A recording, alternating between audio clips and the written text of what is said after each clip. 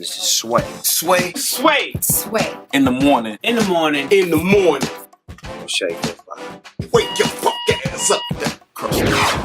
Did you hear what happened in Irving Plaza? I'm sure you guys heard what happened in Irving Plaza in New York. Obviously, that's very disheartening to the max. But then another element to add to the story, the New York police commissioner, he was talking about hip hop and saying how it glorifies violence. He says it's a shame that when we see a lot of hip hop stars who don't detach from their past, but they still keep a lot of negative influence around them. How do you feel about that? Is that unfair to bring into a situation like that? What's crazy is that these New York City commissioners, and any commissioner, anybody who ever watched an American-made movie. Even if you're talking about like shit like fucking Superman versus Batman and all that shit, them niggas got guns and all that shit. Like this is America, and all that shit is built off that. You know, they don't talk about Steven Seagal or or Clint Eastwood or all these people that they love. Charles Bronson or all of these great these action heroes has been shooting guns for years on screen and get paid millions and millions of dollars for it. I don't think we should really care about what a cop has to say. The cops are just the Ku Klux Klan reincarnated. Would the Germany listen to the Nazis? No. Why are we listening to what the fuck a cop has to say? I don't respect his opinion. I don't care. He's not hip-hop. He doesn't even know what hip-hop is. If we want rappers to be respected by like actors,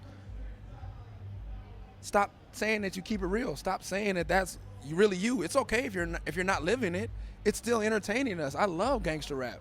And I know if there's a movie showing that Dr. Dre and Ice Cube were never gangbangers, it doesn't make me love the music any less. I'm from LA. I knew who they were and what it was in the streets.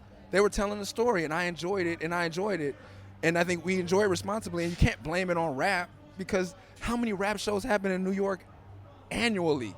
And no one is shot. Also, too, what they don't talk about was there was 2 hip hop shows just before that with the zombies, Flatbush Zombies, and another one, No Problems happened, but that shit didn't make headlines. I do want music to be less violent, and I want rappers to stop posturing and pretending. But one incident, and there's been, like, let's not take it back to the 80s where they stopped having rap shows. Like, there's a whole era where there wasn't rap tours allowed because of this stigma. Niggas is only gonna talk about what the worst situations that happen. You know what I'm saying? Like, my dude at a sold-out show was about to be popping.